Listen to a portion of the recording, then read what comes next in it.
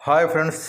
आज मैं आप लोगों को बताने जा रहा हूँ कि सिंगल फेज मोटर में डायरेक्शन कैसे चेंज करते हैं। तो जैसा कि पहला जो हमारा इमेज है, इसमें एक सिंगल फेज मोटर का हमने बनाया हुआ है। तो इसमें बेसिकली 4 लीड्स निकले होते हैं।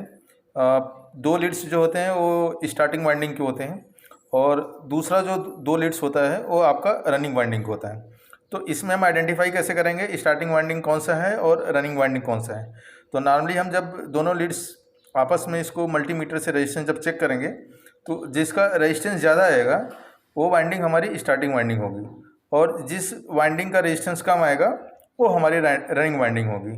तो इसमें क्या होता है, नॉर्मली क्या होता है कि ये जो रनिंग वाइंडिंग है इसको हमने दोनों लीड्स को R1 R2 से शो किया हुआ है, सो दैट आपको पता चले कि कौन सी वाइंडिंग को हम पहले पे काम कर रहे हैं। और स्टार्टिंग वाइंडिंग में भी सेम किया हुआ है, S1 और S2 के नाम से हमने किया हुआ है।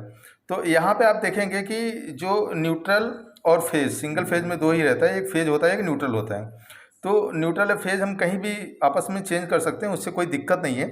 तो यहाँ पे आप देखेंगे कि जो रनिंग वाइंडिंग है उसका R2 है, और जो हमारी स्टार्टिंग वाइंडिंग है S2 है।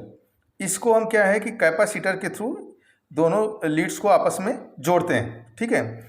और जो रनिंग वाइंडिंग का R1 है और यहाँ पे जो S1 है, इन दोनों को आपस में ट्विस्ट कर देते हैं, और यहाँ पे न्यूट्रल या फेज कोई भी दे सकते हैं, इसमें कोई कंपलसरी नहीं है कि न्यूट्रल ही दें।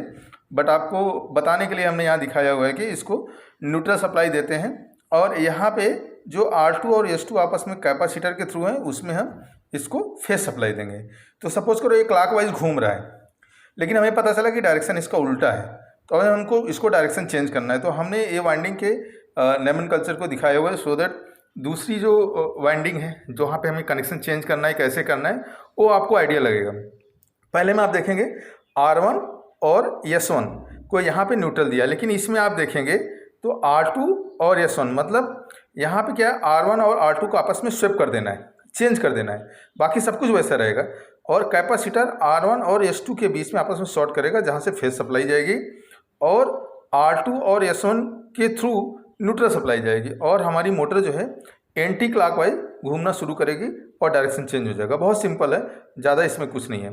आगे हम आपको और भी इसी तरह के वीडियो दिखाते रहेंगे, हमें फॉलोअप करते रहिए। Thank you.